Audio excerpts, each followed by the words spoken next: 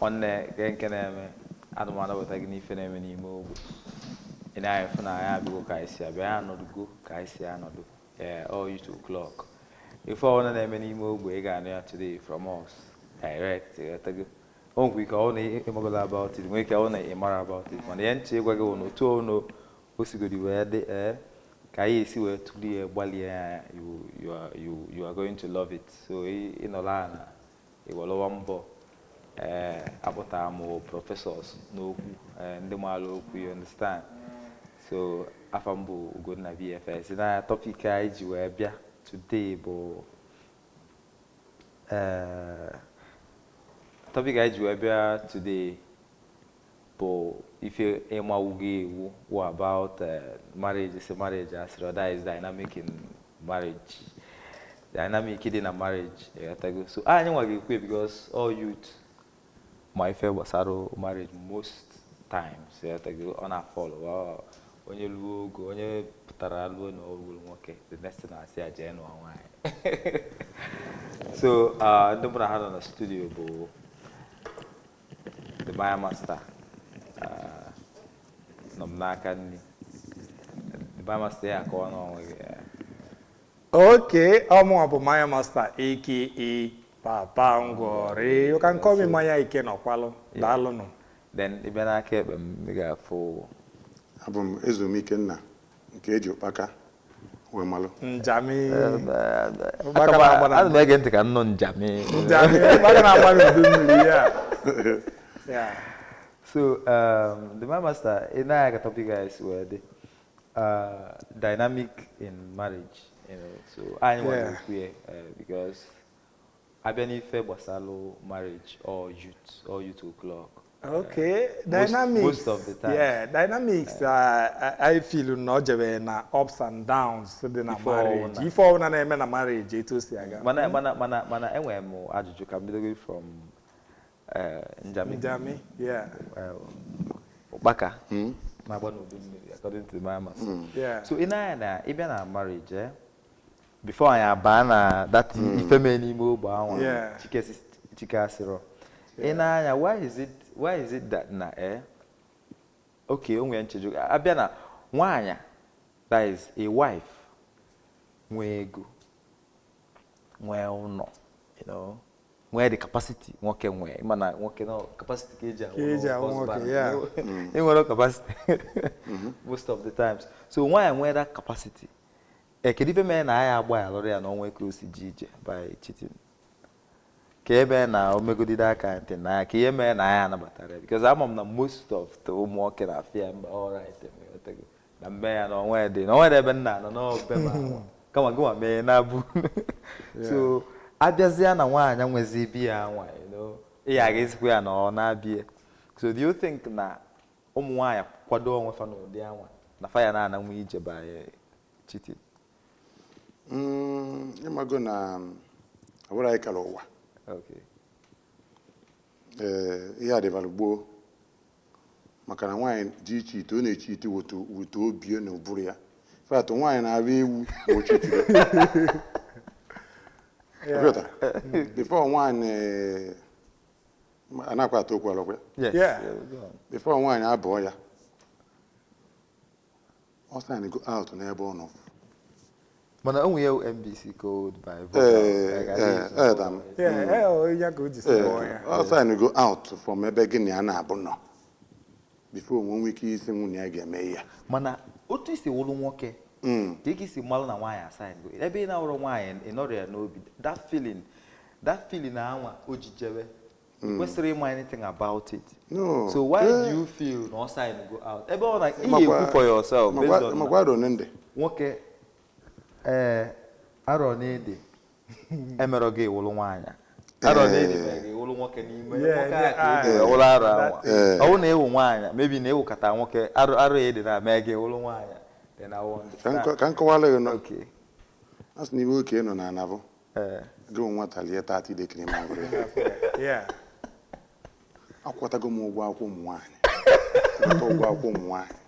Ike gbu. Mgbe nwanyị na-anata gị ihe anata.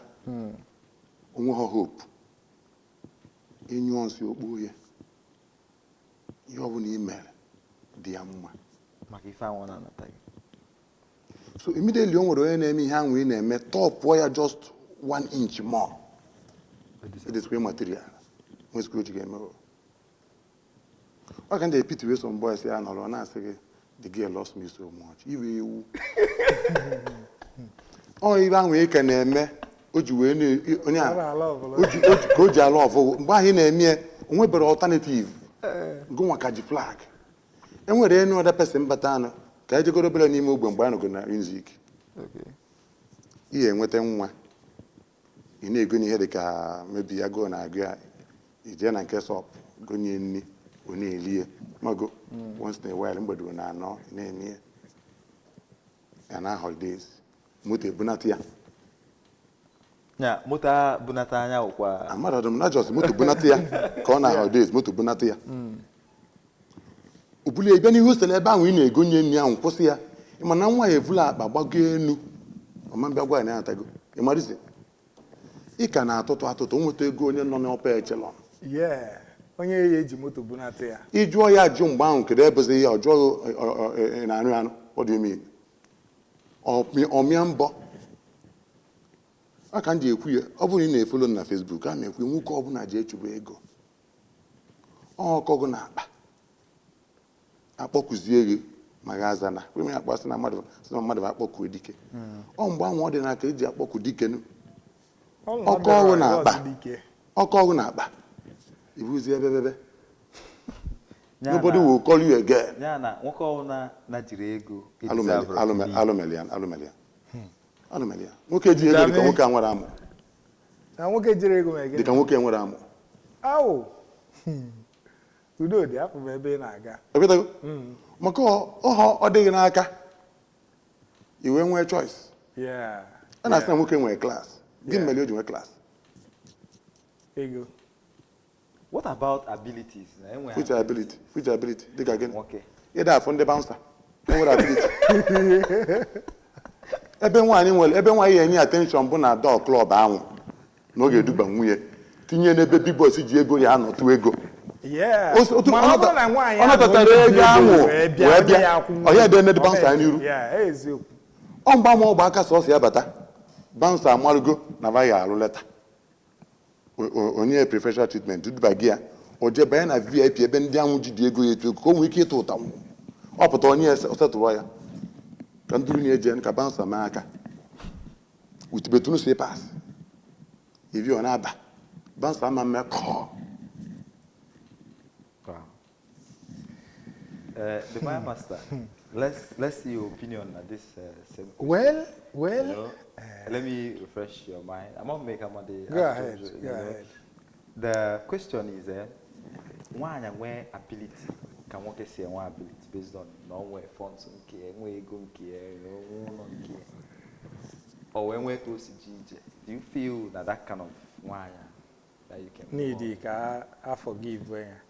Yeah, I'll say so. Master, all the necessary. I forgive you. I forgive you. Can you get condition? Can you get the condition? Okay. It way is to forgive somebody like that. Imana, abiana na lower animals. Kapo mado higher animal. Okay. Abiana lower animals. Yeah, for that. And we're onye. No onye other na alinya na ibie. I check your koko. If you can first see then amucha nwa ke onye na ekpokolo nwazi.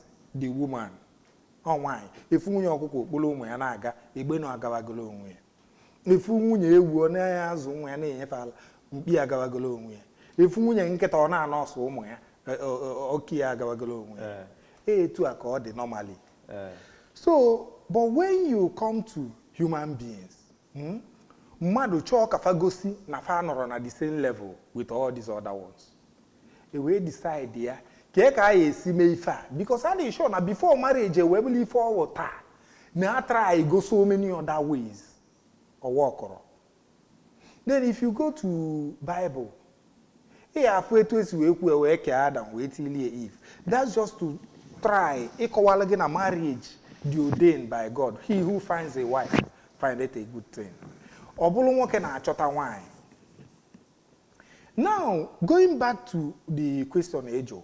if that all these things are pointed out, ya agwa gị na naturally onwere onye ji ibie ụgwọ anything, but na mmadụ na ọchịchọ nke ya emego nwoke nọkata ọpụta wele ego je tụkwasị n'isi nwaanyị oke ememe gị isi ọnya ka ọ bụrụ nwunye m, and ije mee ego n'isi ya, by so doing inyego onwe gị the right na gị nwa dị in charge, ọ mụnwa je kwụọ ụgwọ n'isi onye a wee dulie nata ka ọ bụrụ my wife. Equality adrozi. Yeah, you cannot at this stage now lose go that equality. Ọ bụrụ na achọ ka emeri equality, o weta nke ye, iweta nke gị. Ọ bụrụ na na-eke family, onye ndị be unu nye ndị befa. Unu na-aba eje chọọ ebe unu ya alụ ụlọ bilu. Ọ na ọ nwere ọdịle onye ahụ enye ego, unu atụkọ ego unu bilu ofu ebe. Ka ọ ya abịa ifesa onye ọ na-eme. Now, abịa na omenala ndị Igbo asị na men dị polygamous in nature, na nwoke nwere ike ịnụ nwaanyị ọbụla ọ chọọ ịnụ traditionally, ọ bụrụ sọsọ Igbo ma other tribes na Nigeria, Africa as a whole. So ọ ga na-asị na nwoke nwere ike ịnụ nwaanyị ọnesa ọnya because of that right of ịkwụ ụgwọ n'isi nwaanyị. Enwere some things ọ ya nkwu say, if I am to face facts, Chineke kegodi nwoke ke nwaanyị ji etu o si wee prepare each of them wee kọwala anyị na ka nke si dị. Oke nwoke kechaa anya, ọ bụrụ na nwoke kịta na ide eso nwaanyị na o nwere ife na-eme ịpụtali ife eji mmadụ eme. O nwere time o yi elu, o nwere ife a na-akpọ wet dream, o discharge ya. Then o kechaa nwaanyị welu seal machie ya. N'igo iweta dis ọ bụrụ na phone atọgo na carton, iweta ya ịmalụ na second hand ka ọ. Mana nwoke nwere second hand. So ife niile akịta na-alụtụ aka is to tell you that na onwero etu life si go dị. Onwero mgbe ihe eji wee si na nwoke na nwaanyị abụgolo ofu na equality. Kama onye ọbụla nwere equal rights, efilu no equal rights aka a na-azọ onye nwere right nke onye enwe nke. But on the other hand too, being a man may take a lot. If you are going to build a house, do every other thing mmadụ nwere ike ime to keep a home. We je dute wine, do not at that place. O mean na enwe higher right somehow na that environment. So ọ bụrụ na achọ ka ekewie ịkwọ setụkọtawa ego, onye eje na-achụwa nke ya sọsọ ya. Si nwoke weta, nwaanyị weta, wee build a home. Ebe a ka a esi nwe equal right. Ife nchọrọ. Okay, if you could now, what are the point? Because that was another point. You said two things at the same time. Yeah. Because I think one where the capacity. Yeah. I near right. It's a near right. But Yeah. if you call up, it's near. No, I say maybe no make mistake. It's a wine at the main such right. Yes. Where say yes. Mobile na everything they equal. Even call the whole thing call. Mobile na everything they not equal. So meaning that na somehow you cannot give them that right. Na your own house. Mobile na fa decide they can wear that kind of right. That means they will have to come in too with their own. I could see me go ni si wine. I got the question. I got it's over na wine bani looking. Yes, no, na wine capacity. Wine at ego. Yes. Can say you off my. Like I said before, na loyalty wine because na we can provide earlier. Yeah, of course. Wine, but our ego only. Oh, I'm more the home training any ya. O can respect it. Yeah. On a patane from the weather home training. Ne respect dia with ego avaji. Diva de ji At all. Imana ndị gboo kwuru okwu na kama ihe azụ nwaanyị ga-ezu nkịta. Not one out of experience. Yeah, loyalty of a dog ka na-ekwu na ọka nke nwaanyị. Yeah. Maka na inye nkịta nyegide nye ebe 2 months to travel. Ịbata after 5 months to if kwesị ekene gị. Na odi nwaanyị sponsor godi nwaanyị for 2 weeks. Bugoda up not 2 weeks na chata. O erase go 2 weeks and we sponsor ya. 2 weeks in case sponsor that corner embark on. Ni amoro na etu akede. Without even trying to listen to you, man, at 2 weeks, how many days are available. Yeah. So, only they lucky that they replace Bego. But I'm very pleased. All the years in Kiwi way for already. Because one other heart of Shawarma. You waste village, not your we go see a banner there. Or we're tired 2 days, 3 days. Somebody will fear and awful, man, I'm working with one attitude anyway. Okay, I've want a telephone or cookie book. So now I walk cookie book. And what do you hold you a mirror? Of who's taking the akita? I say, hey, oh, the one I so. Oh, where be here? Ban. What's up one while we go now, Guinea? Thank you. So, no one ate no cookie book. Got this guy, bam, Katichaya. Batadia. Immediately on there's when I go and I show me in a good tobacco street. Buluga, maybe I was MB by Quarter Junction. Yeah. Go was it over the village, what your car, Busque. Because now, a bit if you know, belong going on back street. Need build to standard there. No, you rise gear up. On like one man, on your good puri. On go, a professor now, somebody on order. Say, if you cannot maintain the current status of a woman, don't try to connect her at all. Because anyone I want to connect here, because of virtue you as a woman, she might get overconnected. And for you to disconnect her, you lose weight. Yeah. So why but our reggae blue dear, if you maybe an watch here. If we are no change here, I know can go, Macogi you lose. You bring it over them the other way. Makivoka the bottom and be number. You do play along. Eh? You play along. Obo no one any BP. You just go for a cook and you move. To be any mere bound. You can cough the hose. You may change immediately post the bar. Another. Macombi now, Bavaneko. Million Watara, another Kulu, my darling husband. He may put on son. Just no alarm what the balloon and Amiok. With this year, wages in and can nearly come 1 million now, Bopo, you know. Just about support of one down. Because no time, Lupa, break a balanca. If you not got 4 pagass, that to jot again. Okay, are you? Can what you who? Yeah. Yeah, in where 2 marriages. Can't kill 2 marriages. Can't kill 2 wives. No one's going to kill Must you call it to marriage? Must you call it marriage? One. Let me tell you something. Let me tell you something. Mgbe I got ije, mmanụ nwe nkwufu mgbe mbere ebe. Ịba nnukwu ngwuru. Nga nke a na-akpọ correctional center. Yeah. Imano were ebo. Mmiri medal etu a. Ase na we mo nya we na-eje protect begi, na protect begi. My wife, I said my wife has 2 weeks I go for enough to move on.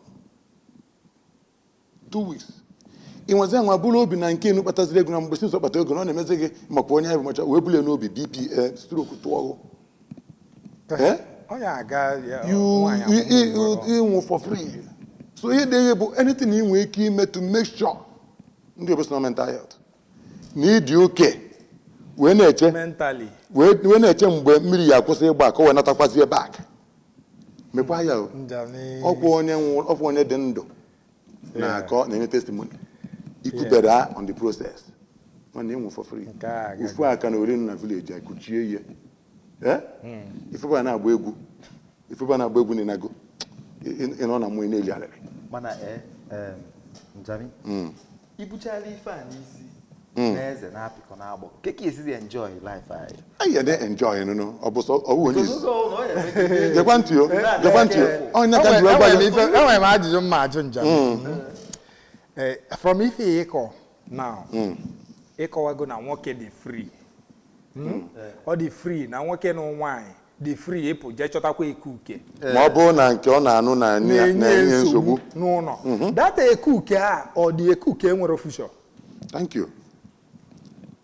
Asị na ọgụ nwa ịma na onwe onye kpọpụta from village onye ahụ kpọpụta from village na ọwaga anya so ekuke a imenkwezi ka ọfụta na level a ọ nọ na village ya eji ụdọ makwa ya na village a ka ọ na onye ọzọ ya afụrọkwa ya fụkwa ife ya efu n'ime style ya kpọpụta ya thank you very much ọkwa ndị ọzọ nọ since nwere onye kpọpụtara ya yeah onwe onye bịa afịa bịa itira n'aka osunu ọkwa ma na ọ na ha agwa gị so ime nkwezi ka ahụ ya anya ihe egbuchi ya egbuchi ịmalụgo ibe mere eju wee fịa ịmara nwoke ọ bụla ma ihe nwaanyị na-aya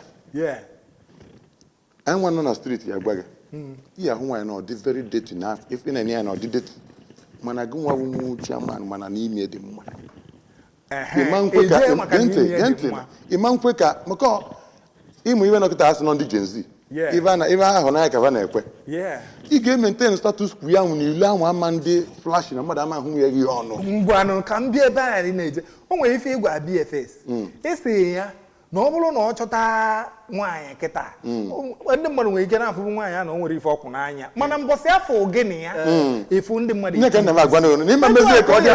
onye nke vileji a isi onwere onye ya afụzi gịnị ya ka m na-agwa naanị ka nkọwa something ya ọ bụrụ na ịmalite ihe na-achọ and o nwere ya ịma na ọ nọ tempora ndị ọzọ ya amara na onwe ya ọ mara ọ nọ tempora ọ dị dufti ọ dị flash ewe malụ ọ bụ na gị nwa na-aka njọ ga ajụ ihe achụ nwa ọkpa na Roma nwa bụ ọkpa na Roma onwe ife jikọ ọma na nwa ọkpa inegodi ya ịma nne dị anyị bụ na bịpụtara na-ejewala onwe uche ya malụ dị elu nwee ike inwe thank you mana mbọsị ije edute nwa ọkpa ikekwa uche mmadụ ndị nwa na-edu ute ndị nọ na vileji ijezi ọ gị na-edute ndị nọ na vileji because ife ịgwa m na-agbado ọkwụrụ ya bụ na isi na BFS onwe ka esi nwa anaghị enelugbu anya ewee fụnye na BFS na anyị etirezi anya na ya nwe na-asị akwụkwanụ gịnị ya na-egwekwu ike itinye egwu anya ihe m kwuru na nke BFS bụ na mgbe ahụ nwa anwụ nọ ebe ndị were ezio maka status nwaanyị na nwaanyị mana ọ nwere ihe o ji gụnwa jos nye nwebere lift na-etu esa agbara awọ nwebere ọkpa inye nwa lift na submission ya to you bụ ebe ka ya na-ekpe because na nwere onye nyere 1 inch of additional of ihe na-enye na ọgwaga mana o nwere nche ịjụ ịbịa n'anya for a man naturally get through all those stress. Now tell me, how can a man be complete without a woman at all? Without a woman at all. Without a woman, it shows a best select one can one the woman. Do you feel it? So obviously, then why you take whatever you see. Okay. The one thing. What a job with women, what a job with women. And I put a million guy man. Imani we keep the ten toto for no just cause why I'm married on. When you get up by Chamon Avenue, it's a ten auto married on. You know what you know we for Jennifer, only your no, Nanya, only your fault. Nanya, I will go in off from for the long law or something. Hey, up to where's I give when I'm law in another. Oh, if I enjoy, you could come drop or if I enjoy. You see, Jamming were able to mental health and the most times, due to the nature of our program and time, sometimes I pick here something and I drop one because na time I draw, you give another angle. So mental health are very, very important. That's why I limit my expectations. If I never expect anybody no, and my bambo can limit here. Okay, ne I don't know anybody anywhere they perfect. The only thing I know is that when you mefa kadema kalea and also. My friend go yawai say come a man, or let me say come a woman, yeah, a genuine a bad man. Makaonwe if I want to the bad. Come on, share a good man with a friend. Meaning that now if you're a good man on your own, maybe you would go and give you a good man, and you are married, people are out there who don't even care whether you're married or not, but they want to share you with whoever. No good there. All why in family, why in one, and when you feel bad traits of every human being. Come here and not a bad man, or give bad, or motalogo can wear bad traits. Some of them will prefer to go for a good man. Nyamutale omuaka a good trait. So that because last you have to go with the children. And ma try everybody all wine when no matter how if any na say okay ejo wine move for the other plan fa no fa say ko den do zualo mo omuaka. Man no nya ke na azolo omuaka. So interest here okay den do Zualofa Omoaka. So, yeah, it's always easier for women to move on when the man is no more. So, their life already, all the fashion gear that they have to live without a man. Some of them, that's why when you take them outside the shores of Africa, for lower countries, home wine and upper hand, if one or that independence. Yeah, why? O feel na the freedom fan enjoy alone while still having everything a man he provide you. Carl from Macalina with a man. So I will just tell us, all the wiser not to expect too much. Just malada etu anoketa if I decide to marry 5 wives, nanche no one say whichever person on look at any kuoku you dochie na me and every other Judy. If you was clear with his intentions from the inception, may ekwesiri dina ewiwe kita. You last na no je no obro second wife ko no not to one ime ni ilo. That's the simple thing, man. Otobazi ime decide ya eno ya. Yeah, all these things are na make it. If you sum it up, you will see that they often after peace. After that peace of mind. And the marriage you bind the okay fiaro. No one can marriage na bind. I see no only why my orchestra pillar and all this. All wine can marriage na bind. Okay, I no cha wine na pilo na me first. So what is bad na wine na marriage ama? That's what I am saying. Na wine ya kwesi ejo. Ogologo akoni na anko before. We no kwesi ejo. Ona ajo ojo with resources. Me kweta wonke me go ni see from the onset. No, ego n'isi nka mụ na gị bilu. Ife a na-asị Lagos marriage. Mụ na gị bilu anyị mụtacha ụmụazị mbọsị ọ na-akwere anyị. Onye ọ na-agawala onwe ya. Yeah, but ikwete ka eme ego n'isi gị. That means na ikwete ka ị nọrọ under the man. Onye ya eme ego n'isi gị ọkwa nwoke. Ikwete ka o mee ego n'isi gị dulu gị dunata. The only compensation a man nwere as a husband, but that loyalty. Because ọ chọgo ụnọ, lụọ ụnọ. Or make give any na-eme, or you provide welfare for that family. Compensation is for all these things. He be loyal to that man. Only man be loyal day your day. Because if that thing you can provide as a wife, people can provide it without being a wife. No, maybe not every night can you mother laro. Afford baby mamas are everywhere. Even surrogacy. So there are so many other things, but he equated that you want to be a wife. Be a wife. If all you don't want to be a wife, that's your choice. The my master opinion on the guy that end the live program. But it's good anyway. I here for a very short break. I will coming back. I'm going to fire on about one bucket top because if you can know, all right.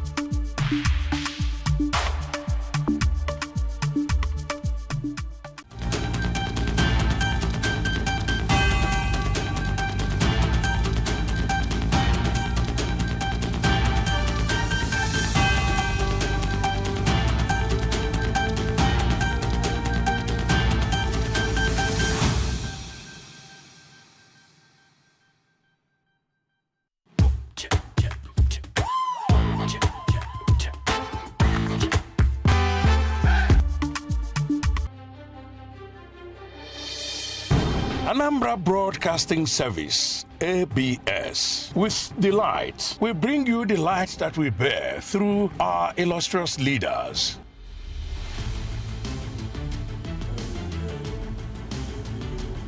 Our icons.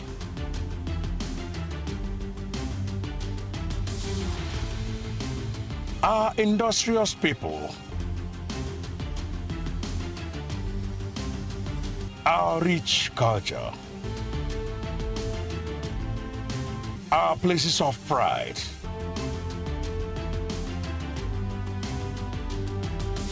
And our mouth-watering cuisine.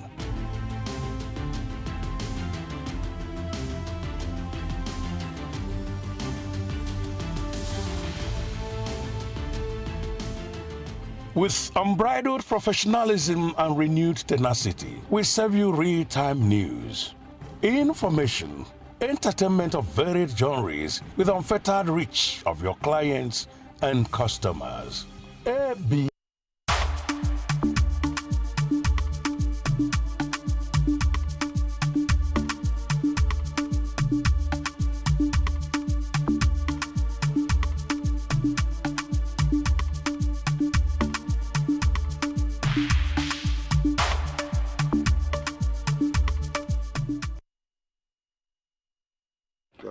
All right.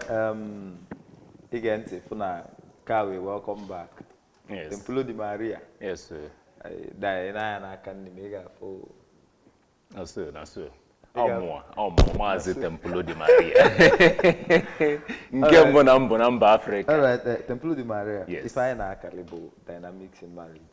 Yeah. So, I could go a lot. Yes. The Maya Master was there and Njami, very active. Yes.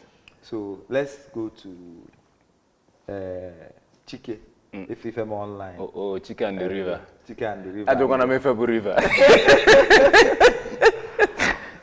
And the boys recording Zenwe. Yes. You know, so sometimes the audacity of wine was these days with a lot of things. Oya menjuelo gawaka say that the married lady. For one way and that year now. Yes. The world, if we ever go all interior designer, always one way go, you know, stuffs like that. So if we ever want to advise the young boy, chicken on where don't worry, bother now, stuffs like that. Yeah. So then more they feel okay. Even sometimes all women, maybe in here men you have to be loyal, you have to be submissive, or maybe not for one they provide. But at this point, everyone I provide all the work I that same account. If I text that lotelum, I don't go Bible nukumananka. I go side enka. But King Solomon na call a foolish man. Or sinner that the one you padosi. Where say enya bia na dia noria na dia me travel. No padosi go buy perfume or for change a bed sheet. Na enya bia na one that they can have the time of their life. You know, then what refer now for them and Otinyezi CD abata and Maka na di gear na the man will lose everything. I just wanna make everything. You get the point? Oh, we get it's not just if but everything starts from my respect, my connections. Maka a couple video or so na most of his bookings, but wedding bookings. Get in now booking. Whom okay. Ndo mo na agbachitelia na asi na again one o mele ofuma. Ofa one akwụgwọ booking. In fact, open if drag you for some time now.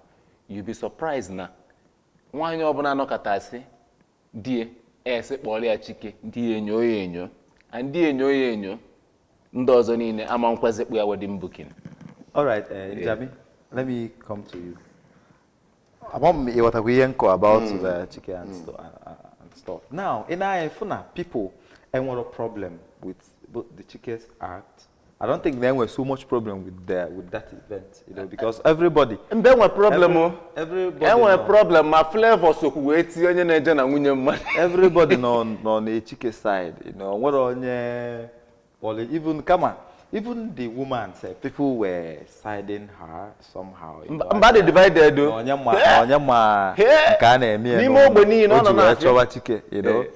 stuffs like that. So now it's another thing with game changer. Maybe then we a shift when it comes to marriage and right. Because normally our society, but mana odiro this time, you know, family can support even the husband when cheat on. Why can support you? Most of the work I think because all no more keep backlash. You know, I support family na the right my grandfather before one. Ihe ọ na eme ụmụ na support ogo gị ma na na confirm ebe no nyoche kwukwulie ọ sị na nwoke nwaanyị na-etile egwu na-eji ụkwụ awa aja mmụọ otu a ka o si kwue so eme ha ihe ọ bụla ụmụ na support ogo you are going because na truth ni ha na-adị ka nke ọkụkọ na ị na-atụrị ọkọ na-abịa na-atụrị ọkọ na-abịa ọchọ ọzọ ime ebe dị ọka na-eri dị etu until oke ejie now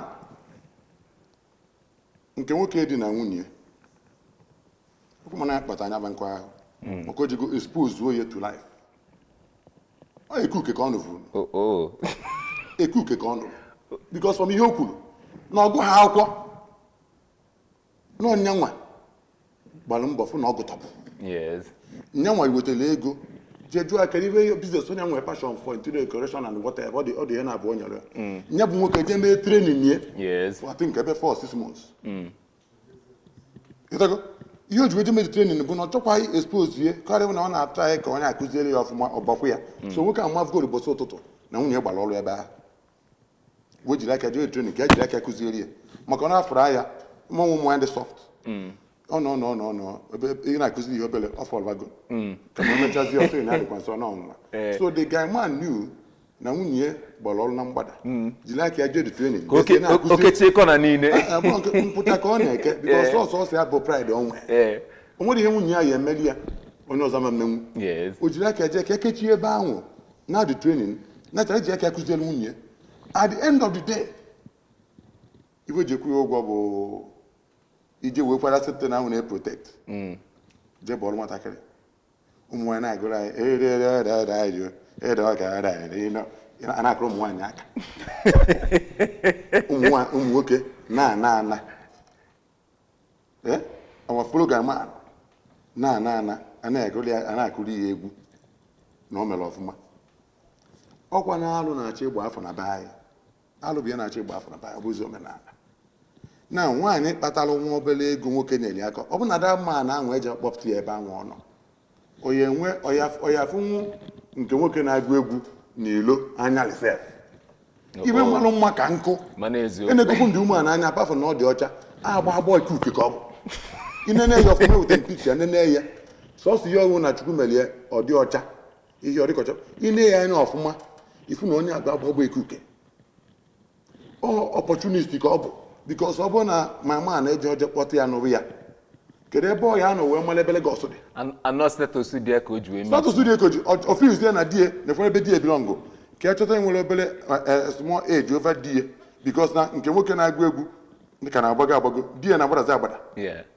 maka who wants to be a millionaire maazị last nne ya adọm ka aka na-eme and endorsement nke die na-agbadazi agbada nke onye aka na-agbago so status ahụ ọ nọ chọzi ka ọ drop like I told you before ekpeli ya na-ekpe bụ ka nwaanyị ị na-efi na ị na-anụ have inwe an age over you maka o nwere an age over you ọ gbazie na ọ dị na ya mmadụ na ebilọngụ dị ebe gị nwa nọ n'ọlị ebe a ka ya bilọngụ obilito gbazie gị nwa ka m gwa gị eziokwu enwere so many men n'ụka anyị nọ na ya that will prefer to give a job to nwanne ha nwaanyị da nwunye ha because ọ mara o nyere ya nwunye from all trans nwunye ego dị alone ọ bụrụ na ọ bụrụ condition you go that one no condition wahala ya hụ ya n'ụzọ kwụsị ya ma ya wezi nke ịnụ ya nụ ọkwa loaded statement so mgbanwe ha drọpụrụ ya opi ikirie nwoke anọrọ nga aka na nwoke ọbụla gị na nwunye na-akparị amụ mara ọma na-ekwu some things ka ibe o wee si n'obi na-ekwufute ihe ụfọdụ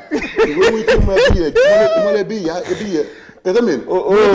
monitoring spirit ụmụ anyị na-anụ gị ya monitoring spirit I'm just telling you because you will not be strong forever ilu ya 60 mụrụ arịa dị low yes ọba mba ihe meziri ichiriki moto ọ nọchikwa na ịma mfụ ịtụ ọgụ ọkwa ya ka ị nwụrụ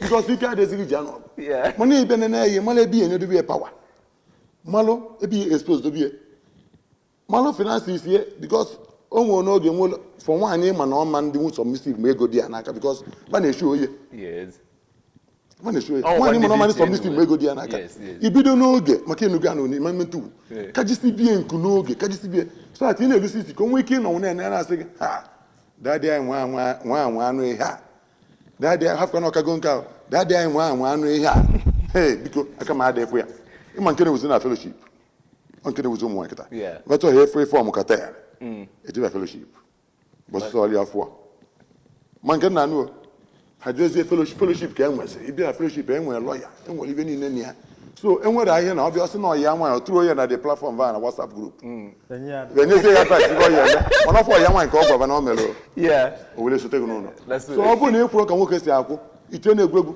agbatịala ya ka nye gị example nwaanyị fụ na nwoke nwere ụlọ nwee ụlọ ọsịzie die na ọ chọrọ ka onye one of the buildings ka ọ na-ana rent nwoke wee jụ mee nwaanyị mee nwaanyị wee chegide ihe achegide ọfụ ya eme ọkpaba alụ to the extent of ịgwa nwa ya nwaanyị na dadị ha chọ ekweghị ewefute ego na ọ na-achụ nwaanyị n'ilo kwe ewefute ego na ọ ga-ejebụ dadị ya ebubo ka o wefute ego by force na a ga-ekwu na dadị gị na-edinọgụ egwuregwu dị mmanụ kwa na nnukwu ngwuru ọ ka nwata kechekaza dadị ya nata ka ọ nata okwezie somebody wee jegwu ya na-ekwe na ọkwa ọkọ ọsụ na dadị gị na ebe a dị gị ewe chọrọ mpịa bịawa na ya ka ọ na-eje akwụkwọ kpọfụta mpịa wee sị ya dadị kedu owekọwara ya mma ya mee ndị nwere nwoke aghọta bịa na-eme nwoke amara dele ife mmele onwere dị nwoke ama adịlị na nwunye esetere ya ọ ghọtabara ọ na-achọ ịghọta ka ebe ihe bazi nwa ya n'isi ikwetara ekweta na anya dadị ihe dị narị ya mana ọkatara ofensi nwatakịrị wee sọ ọnụ ya kasị ya dadị na mbịara na kọtụ ma ekwuo ọ ka dịmasị wee na nnukwu ngwuru ife mee n'ime ogbe so some things na-eme people na-eke nkwụcha a na na-afịa na onye ahụ na-adịte uke afọ ishudu nwa etitiri omee onwe ike mgbe eme ọbụrụ mgbe mme resist nwe azụmini ị na-alụ ọlụ a na-akwụ 500,000 ị na-enye ndị be 200 omecha aka kwafo and ị nọrọ ngad ihe na-achọ ka ime itikwa ọpụ na pressure dị n'ilo somebody one lady kwuru na Facebook sị na ọ bụ na etu ekonomi Nigeria dị now and if a married woman nwee ụmụ na-abụ ma ọ bụ ịtọ di bata ike nke aka na-akwụ ọtọ ọ bịara gị tọrọ pana na ka ọ na-aga n'elu ya because n'ili nni family of 5 kịta a month ma nwoke isi ma na-eji etu ya 500 ego na-esogharị gị ime ụgwọ ụmụ nwoke ji n'ilo ngwa ego one nji n'ụgwọ ọmbọsị ma wafụ nakọta sị m ego negide ma sogharị afọ fonu rengi obi wee je wee send eli ya si ya na ihe abụ list of ụgwọ nji so ji aka choose good one ya akwụ na next 5 years nye kere gị ekekwu ya na tichọ so n'ime egwu niile ahụ iji ka na-eme nwaanyị enwe ego ọtụ binye si gị nọ bikọ ọ na-efe aji edoghị ya na-edino imechaa sị gị mere akpọrọ uchike ozuzu fụọ jee bọda semtin ahụ ne bọ ji asị mba ijilakwa na nwoke abụ na na-eteki nnọọ care of nwunye ọfụma nwunye kwuilu onwe ugwu o jee bọọ ya enwezighị ịkwafụ na distrikti nwezighi nwe a na-ekwu na aka akwụkwafụgogo edekwa ihe oyi dị ebube voligo n'ilo just leave so ka ya fie nwụọ maka BP ịbịa jide nwoke kwụọ ya stroke what you need to do isensịra ya n'oge ji nwayọọ sign ya out ozugbo ife na akwụkwọ nsọ nwaanyị ọbụla na-agba n'ilo adọm mere ebere ịmarizi nwa na-evuru m obi ha na mkpụrụ obi nke ime ime na nke imeju ha wute ovuru ha wee gbaa n'ilo ahụ ka m gwa gị enwere so many men nọ n'obodo a ụmụ nwaanyị na-eweta ego va ji enye family ha nri nwunye ebe ọ na-abụ ya wọ n'afọ gị na ọnya onye ahụ ị na-afụ na ya bụ eweta ego nwoke anụ nwa ji eri nri ahụ ya mara bikos na enwe elu estet ma ntị nwunye n'iru dị ọrụ itinye nwa ahụ n'iru dị ọrụ ọkaba egwu anya ha aba na-etinye bikos nwa ihe dị asị nwere ụmụazụ ọ na-achịgharị nwa nwa ha aba na-eti isi ya na otu yezo mafta as far as na ọgụ gwara ya ihe eme nwunye ha ba na-etinye ọ ga-ajụgide question ya jugide o kwelezi ọkpọzi ụmụnna nke ọdịsi anọ nọ 2 years. So a lot of things in na marriage survivor siri ike onye luo advice na ụmụ nwaanyị di gị na-egodo eme nzuzu azụ ụmụ na nzu anwụ ọ na-ezuzu bụ ka ọdịshọn na bunu dị mma. That is the way out. But the general competition. All right, let me come in. Templo di Maria. Yes. Then let's see this angle. For men, you know, so maybe na have ba phone ka wana odo na ikugosi afunke na wana say awani yang. But let me chip in. Imogo na sometimes they are like when I like when you go out. You know. So ke ya gwazi those men Templo, let's have your opinion here. Those men no ya pata choka when you go out or zo when you fa. Yes. Now. So, yeah, I'll answer that now. Anyway, before Mbayana that one, let me quickly clarify something. Yes, Emma, these ones now, I know so far, it's more like reacting to, if I'm ever going, like reacting to, ebe adabagolado already, adalozianeje, mana.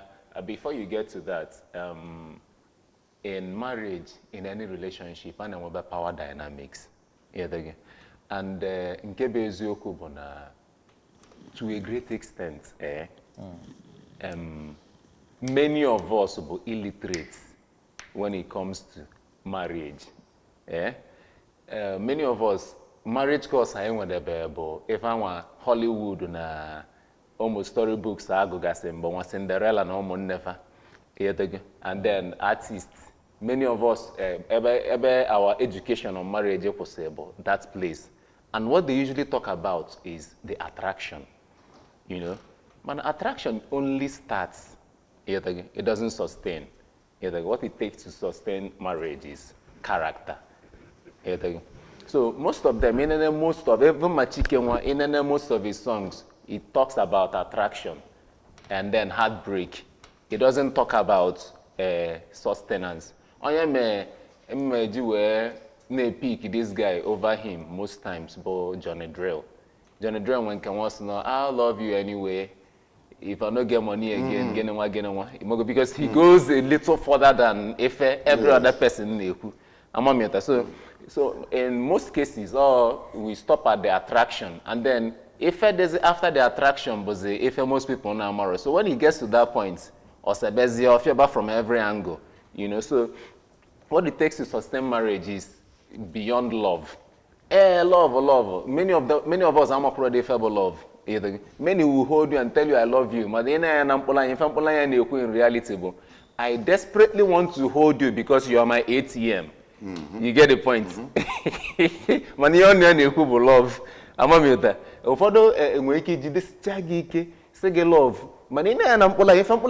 In reality, I desperately want to hold you because you are my trophy. Shakara. Yes. But not really the love. For me, in Templo de Maria School of Thought, I will tell you that love is a deep affection and a desire for the well-being of the subject of affection without any desire for personal interest. Okay, thank you very much. Njami, and when this question for you, we enjoy ma. Kedife o wepo ginaru like kebo affect ege na munye na anu when affair with someone else like your wepo ginaru ke the effect why must you feel it? Is it not something we can you just look away? Okay, iwe ewute m abụkwa na eji di ya. Iwe bụ the anger. One, courage enya. Hey, well. Two. You give the energy at all. When I know, now virtually everything I need and they provide. You know what I mean? Yeah. And at that particular section now, I'm good at Bazadia. So, enwere reason eju wee sị na oje in fact mfu ya afọ in fact that day mfụrụ ya ka ọ na-ebu because you've not sị na nwa ka nsị nọrọ ịmanza n'ibe a na-eli ma nke eji eme ọkanga let's ojezi ime over imago ewudo m the resources afọ ife yodana then na nke ije kwụsị na ya nwụ bụ the main one nna ajụ ya na ọnya ya sị n'ozugbo so for the fact na ite gị na-echiche fụọ means na nwe ihe ma amarọ na azụ m so etu ọnwụ isi wee je na ya li atọlụ nnu ya nụ abụrụ na m fụrụ ya clear na nnu ya filuo na ọ dịka that's the end of the game now because na asị na nwaanyị chere echiche jee ndụ adịgokwa stake. Let me tell you why. To the glory of God, ebido from a poor background. My dad, my mom were nkuzi. We struggled see from that level of poverty. We have Tania. Now, property is everywhere. And when you have one maro or my one barrier, or when interest in ya, mamaro, or boy. Now, my life is a dear stake. You almost now, Bona. Property, when I'm here, it can sustain them all through. Why will I not keep you? Then they can't the laughing. You will just leave. Money is yoke. No, when loyalty is gone, on Wednesday, Friday. And then you not drop royal, I drop most small. Let's not buy a cancer. You just die for free. I say, no, no, no, no, no, and now you let 30 million do no mass here, job. Maybe 20, 35. Another 30 million. We may prove of fund. Wherefore, I can lay 7 years ago. Because someone a single guy. A single guy. They keep a cheating woman. Yes. Other possible. Why did they keep? I'm a Julia. It took a ton of one in Jomato. But then near no mass. Give it to one, get your mother. If I'm with the mother said, if one mono, enough can you you could see I may quit as a bachelor. If one call no one, you could see one open camp enough from the vanano, not from the vanano, because now bill one in and one pelumpe compared to bill mother now. So if on the woman and just a no phone because they know ya. If one don't kid, if one don't come to an anya, Makota had a management maybe, or the management, but maybe if one don't kill, they know Mazi Amambu go and a driver. If one don't give, also one or the other. So he had shown near the 45, financially and otherwise, if you need one. Then there's a much as here, Concam Street, we need near. Because you're going to for an answer. Jamaica came now you see. When you feel no, go get then no free cookie. A judge no say I see. It's in Monana down the Nakako. Ibego, your opinion clear and few point of yours. I think that by somehow. All right, we've come to the end of our program in Ayagwa, and we are always giving you lamba here. So that'll be very interesting. See you same station, same time. Follow us in every platform on there, Facebook, X, and so from me, Templo Di Maria, Obaka, and Jamie. Yes, and we continue in the comment section. So, yes, I give you and continue this nkata. I'm no more unumelo. We will be there to answer. Dalun. Thank you.